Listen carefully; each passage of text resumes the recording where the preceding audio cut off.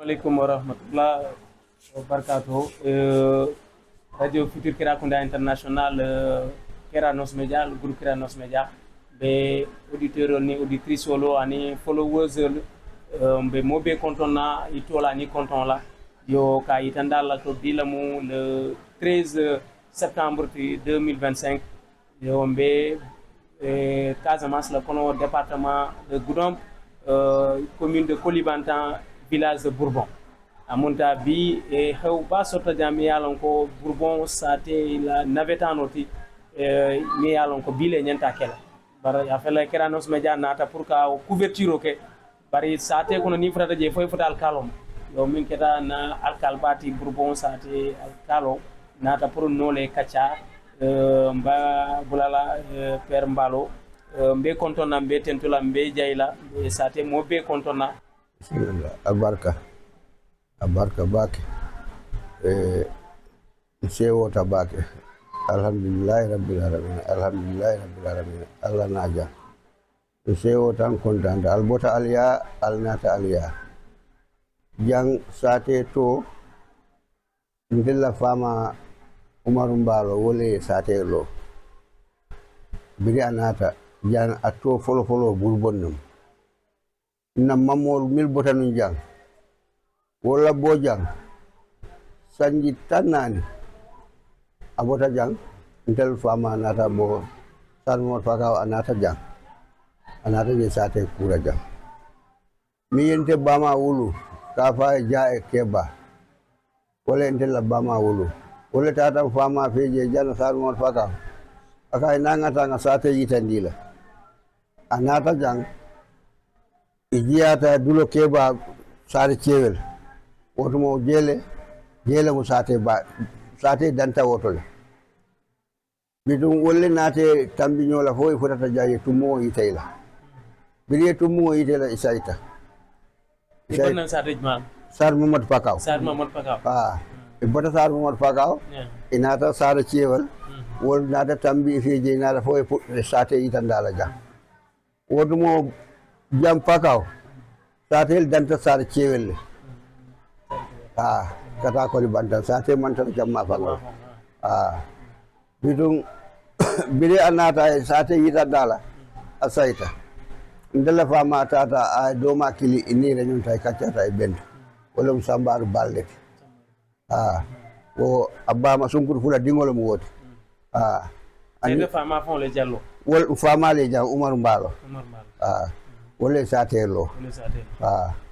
wole satelo biri ay satelo jam woni bi tema biri anata e sate kura fo abanta atata sar momad pak sanca mamallamel atata talubo funanje ako isina yen salili jam sunkarola wo ka say binala ay samaje woto sunkaro ke sama kono wonata samata jang a ente cika a diwo wala wala entel karande alqur'ano la tay woni wol katani nale wo fana wotuma be karangola tilikando ni ateta sinjama malamel sama kono ngana sama jang sa te lota wala nyam okay sa jumale karandi Cerno Usman wala sa rejma wo kabu ngola bota kabu anata wotumo wo be jaliyala abe jaliyala anata futa sin jamu malamel ala jaliya wura wo ya to bindije te jamu malamel anata ala doma muso diala ay wo futu ani wolle nata nyola jang wo wolle ndel karandi jang ko futata yasi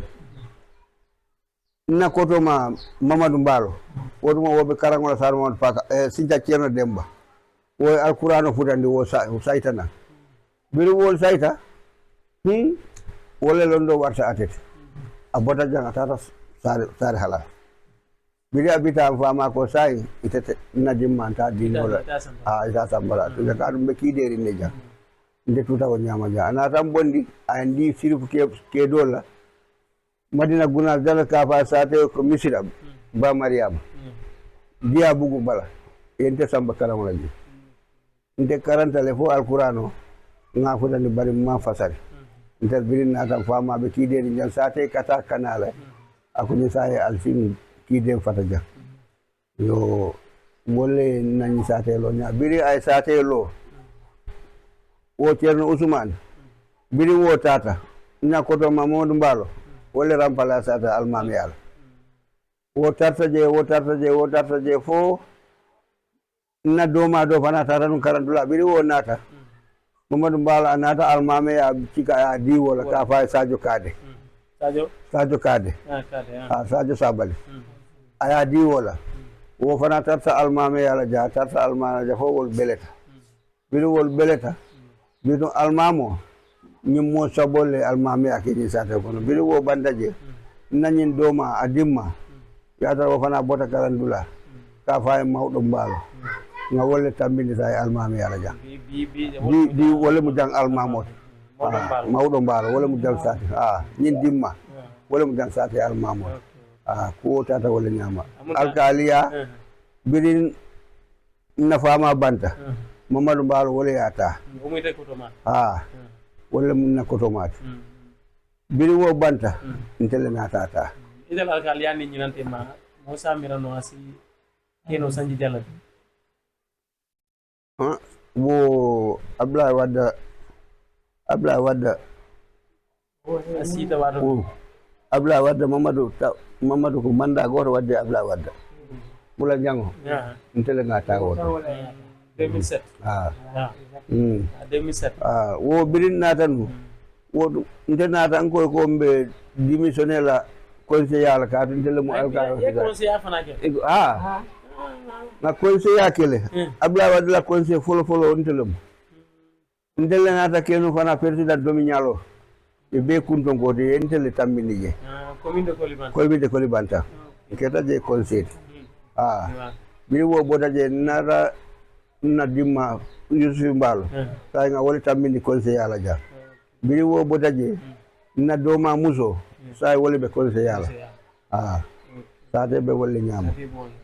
amon de say sate kono gandi sala jibe ngay mobe ka fula kon ko fulol da malle bi dan wala ni dol alni si dol be ñokon siri ñokan burbato sita nun jang man jakol biri kelo keta biri nata sita jang isita ja wotu mo ni sewo be bulu ni la sewo wulu da ni se dingol nata ja na wulol sa muta na fama ko sai altel fana nyinum alla be wote sai alta burbato ya tala wolu tata wo kun e bali ngole ke je bari man si je sita no feji ja ka alta si burbato ni mi alta raje sai altel fenko wolbe rolo wolbe tala bari ka du jang ndel misil mole nda fola ko ala sewol aten dunnan na sogor bari ni dun daje na wulol ni amuta idem manan ko bido wol nata ko jaytata burbat wol wolle keta wol siñati je bido mandigol nata kafuma burbat nde fana jam mandigol nata kafuntel ma jam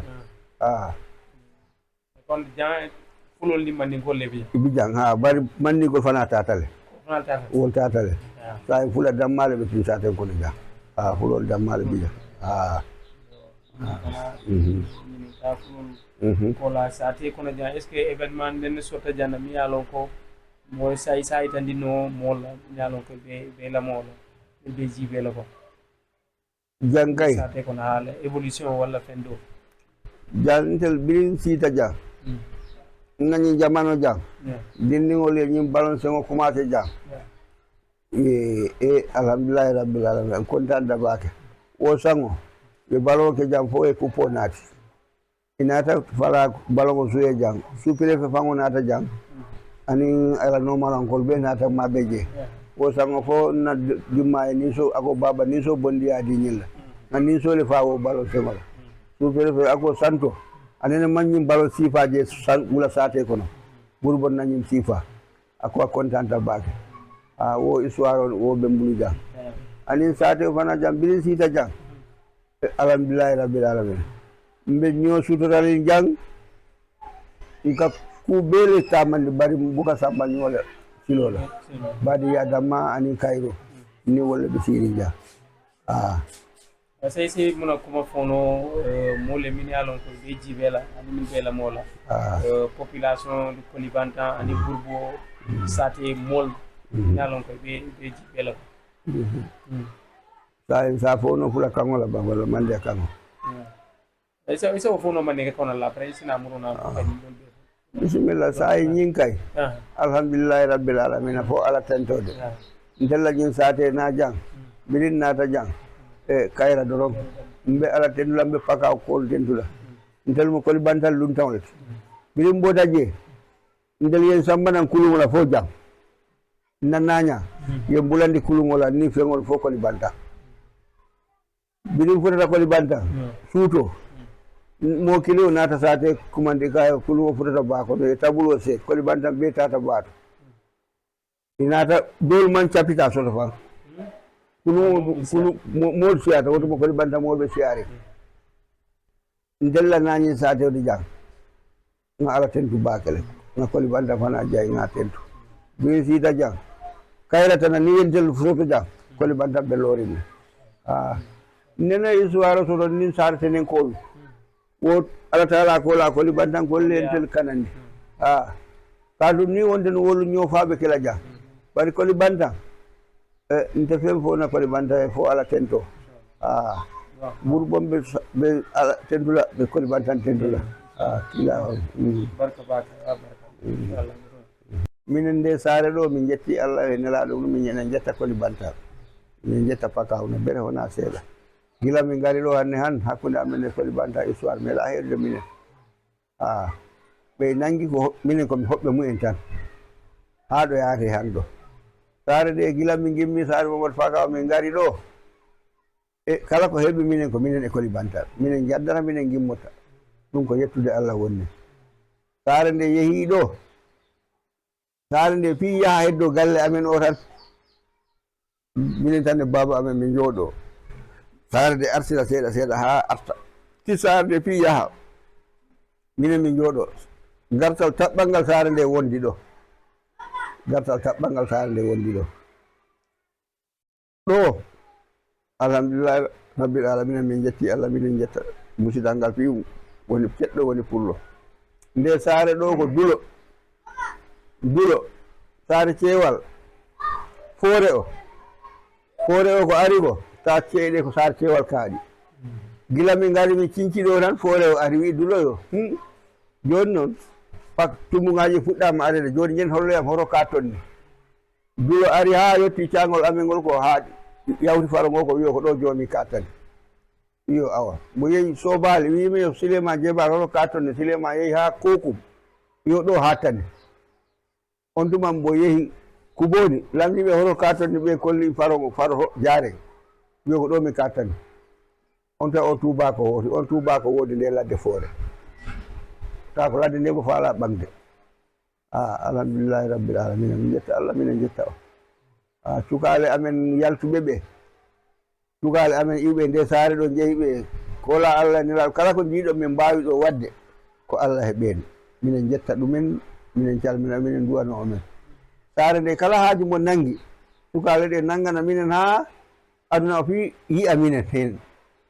ɗum ko yettere Allah tawa minen calmina dulla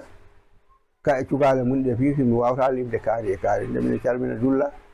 ɓe dani ansar belal ka e goni kalifa ɗumen to minen jetta Allah minen jetta amen ɓe nangani cagol ngol ɓe nangani cagol ngol ɓuuri wona seeɗa cagol ngol kala ko nangi ɓe darto hen ɗum noon ko yettede Allah ya Allah ɓeydu umen toon Allah ɓeyda amen toon Allah ɓeyda firto mumen ngol ɗum winon mi haala assalamu aleykum rahmatullahi taala wa barakatuhu miɗo salmina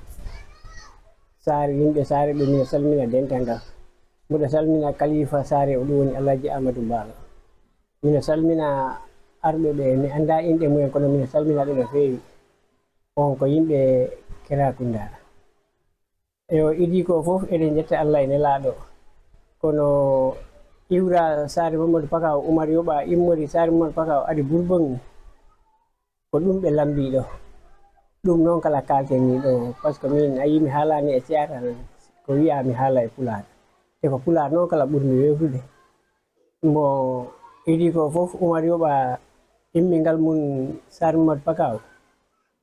kañ jooɗi haalal men mbo wi o ko kitaɗe tuuba ɓe ko 1951 mbo wi o ko 1951 mbo ari Bourbon mbo wi o ko kitaɗe tuuba ɓe ko lebbi tuuba ɓe ko bon ko 12 lewru tubako mbo ari ɗo ɗum hawri e décembre mbo wi o kita ñalɗe bon to pula to ɓaleɓe to encore ko balɗe mum 14 lewru ɓaleɓe ɗum ɓe mbiyata bal betal ko ñamɓe kirdi Sar Mamadou Pakaw ɓe ngari yo on tuman ɓe ngari ɗo ko noon ɓe tawani ɗo goɗɗo ko kanko tan ari diiɗi ɗo wonnoɓe ɗo ɓe giwta ɗo ko tawi ko duuɓi 50 yoni on tumanne ɓe caakine Umar yoɓa ari ɗo Umar yoɓa noon ko woɓɓe giwno ɗo ɗum woni Dema Awdi ɓen maayi ɗo ko ɓiɓɓe makko ɓe giwi ɗo ɗum ko Samɓoy ɗo e Kubanjang hantin e Yero Kande Yero Kande noon ko o woni mama am min nene am ko Farmata Kande wiyeteno Farmata Meta on wonno nene am kono ko Yero Kande jibini Farmata Meta ɓe gimmi ɗo ko ɗon ko ɓe daayi ɗo ɓe jeehi ko Madina Dembato ɗo gimmi ɗo ko kayen jeehi ɗon kayen cinci ɗon kala ni ɓe jooɗori ɗo on tuman no koto am wi o ni almame ɓe Sar nde ɓe nde kontinani on ni ko noon ɓo wi o non wayi kala bon Yero Kande ko miñinno ɗum ko Kubanjang miñiti Samɓoyɗo Samɓoyɗo miñiti Yero Kande on tuma ko noon ɓe golirno mi wi on tan ko Farmata Meta wonno nene am yo toni o enen jetta Allah e Nelaɗo par ce que wona minen jangi ko haala miyo tan min kaltani mbo wi o tawani ɗo goɗɗo tawi ceeɗe ngala ɗo ɗe ceeɗe ɗi kewi de par ce que wiyo ko mana sa cewal tan tawi ɗo kurun to ala Madina Demba so ala Teman to ala Weli Ngara ala on tuma Sinthiane Sambadu ala Kokum ala on tuman Bourba to ala Sinthiane Kedda ala ɓen pi ko ladde ko nde tan saare wonno ɗo ɓe a pi ko ce e ladde wiyo ko ni mbo ñinkinori mbo woni ɗo to o caggal ɗum kala saare arde o ɗo tawi Umar yoɓa wiyo ko tawi ɗo ko kuule ladde ɓole ɗe hobbi ɗen e baroɗe e koobi e goɗɗum wiyo Umar yoɓa wiyo ko ɗum tan tawi ɗum noon enen jetta Allah e Nelaɗo par ce que no mbimi on ni janngaka ko haala kam baba amen haalanno minen tigi ko ɗum min kaaliɗo komo sifantano minen tigi ko ɗum min tifiɗo on tuman tawi jangde weeɓani tawi jamde hewani min ko 1960 gittami ɗo naɓami Kolda to Bantange galle Alpha Arabi 1960 gittami ɗo naɓami Kolda mi woni to noon dumunna seeɗa gattumi joɗimi ɗo tawi baba amen no oɗo wiyo ni koto am wiyo ni mbo e wulni ko noon gattumi joɗormi ɗo heddimi e gaynaka tan e yettude Allah ene jetta Allah e Nelaɗo Muhammad sallllahu alayhi wa sallam haala am ka juutani saabu mi janngani komi ha mi muutoyo min salmina président de la république ɗo ɗum woni monsieur Diomaye Faye min salmina monsieur le maire o ɗum woni Ablaye Fati ko ɗum mbinomi yettinana on assalamu aleykum wa rahmatullahi taala wa barakatu on jarama. Merci Radio Futur Kerakunda. Nous vous souhaitons la bienvenue dans notre cher village de Missira Bourbon. Voilà, comme vous venez le dire, le village fut créé en 1951 par notre grand-père Omar Mbalo. Et c'est lui qui a créé le village. Ensuite, le deuxième chef de village fut son fils aîné, Mamadou Mbalo. après Mamadou Baloy, quand il est décédé en 2007. Maintenant, il fut remplacé par son frère, le successeur, qui s'appelle Amadou Balo. Donc,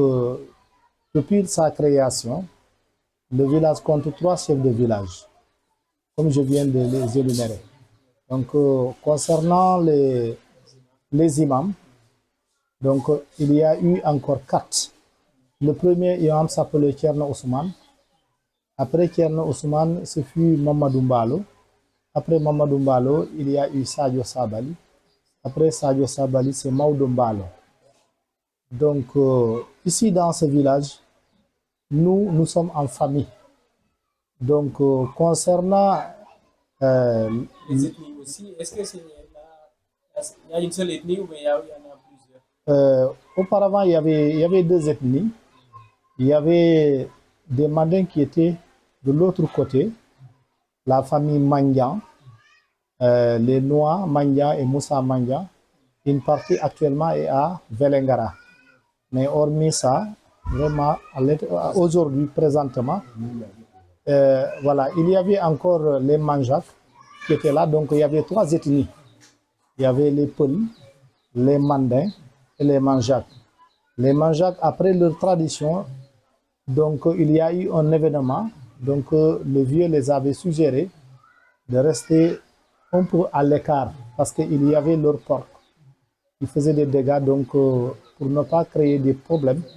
Ce qui a fait, Bourbato était en amont. Ce n'était pas un village. Au début, c'était en amont de Bourbon.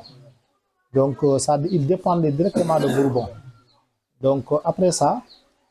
donc, Mandian, la famille Mandian qui était là, donc c'était lors de la guerre de Guinée-Bissau. Ils se sont déplacés, ils sont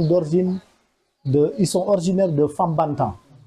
Fambantan, donc ils sont retournés. Une partie est retournée, l'autre est allée à Velengara, séjourné à Velengara. Donc,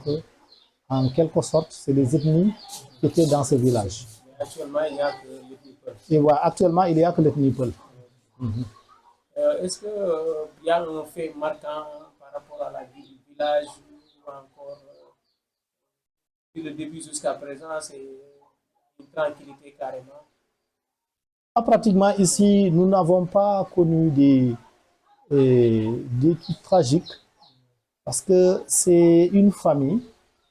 et chaque chose se lave en famille. Les gens discutent, essaient de traiter leurs problèmes en famille. Donc, il n'y a pas assez d'événements tragiques que nous avons vécu ici et qui a créé des contentieux pour au moins les gens puissent arriver au niveau du tribunal ou autre chose. Parce que ici, vraiment, que Dieu nous en garde. Voilà. Comment ça se passe la vie sociale entre les habitants du village? Merci vraiment. Ici, ici, il y a ce qu'on appelle l'esprit d'entraide. Parce que le phénomène Modou a beaucoup contribué au développement du village. Pratiquement, même quand vous avez un événement, c'est nos frères qui sont en Espagne, en Italie, qui viennent vous appuyer pour l'organisation et pour vous assister, soit des funérailles, des cérémonies de décès, si par exemple vous évacuez quelqu'un à Kolda ou bien à Sédhiou dans les décès. Donc vraiment, la solidarité dans ce village, nous saluons vraiment cet esprit. Voilà, ça vraiment, alhamdulillah. Alors, quel message vous pouvez lancer à l'endroit de la jeunesse de Bourbon, de la population de Koulibantang? Voilà, donc pour ce qui concerne la jeunesse, surtout la population de la population de la commune de Koulibantang, parce que nous, ce que nous cultivons, nous vivons dans un milieu où il y a beaucoup d'ethnies. Il faut que les gens essayent de dépasser certaines étapes. Parce que, avant tout, notre grand-père a été vraiment aidé par le village de Koulibantang. Donc, tout ce que nous avons eu ça auprès des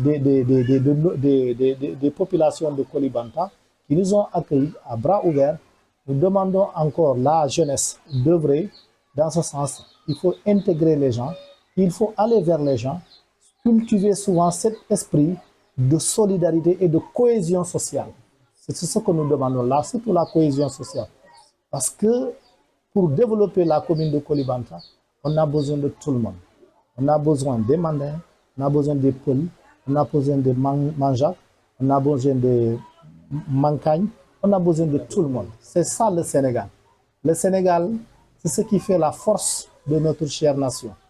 Nous souhaitons encore au niveau de la commune de Koulibantang que les gens cultivent cet esprit parce que ça va nous donner la force d'aller vers l'avant. Et on a un aspect qu'on a élégué un peu peut-être. Oui. C'est par rapport à l'éducation, au volet éducatif. Voilà. Alors ici, en termes d'instruction ou bien d'éducation, est-ce qu'il y a une école primaire parallèlement aussi, est-ce qu'il y a une DARA pour la formalisation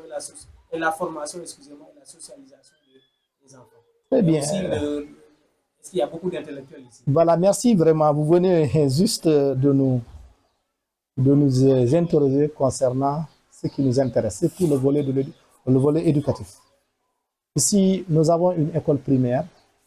Nous avons créé un DARA. D'ailleurs, on a recruté quelqu'un pour enseigner les enfants du village chaque année. Et chaque mois, il est rémunéré à hauteur de 50 000 francs par mois. Donc, pour ce qui concerne le niveau de l'éducation, au niveau de l'école élémentaire, les résultats du CEFE, ça a montré que vraiment les enseignants vraiment ont beaucoup travaillé. Donc, nous comptons encore que les parents d'élèves puissent accompagner les enseignants parce qu'avant tout, l'école, c'est l'école de la communauté. On a besoin de tout le monde, tous les acteurs. Et concernant le niveau d'éducation, parce que ici, nous avons, dans ce village, nous avons 4 professeurs. Un professeur d'espagnol, un professeur d'histoire-géographie, un professeur d'anglais et un professeur de portugais. Et au niveau de l'école élémentaire encore, nous avons trois enseignants, dont Ablaï, Omar et Hamadou. Hamadou qui suit sa formation, et certainement il doit être opérationnel cette année. Voilà. Et on a encore des frères qui ne sont pas là, qui est allé faire son doctorat en France, et c'est un mathématicien. Et il y a encore Ousmane Balo qui est au Canada pour continuer ses études. Donc tous ces mes frères, c'est dans la même famille, la famille Mbalokunda. Et nous essayons de pousser pour au moins quand même porter le flambeau plus haut. Inch'Allah. Merci. Bah, c'est pas trop.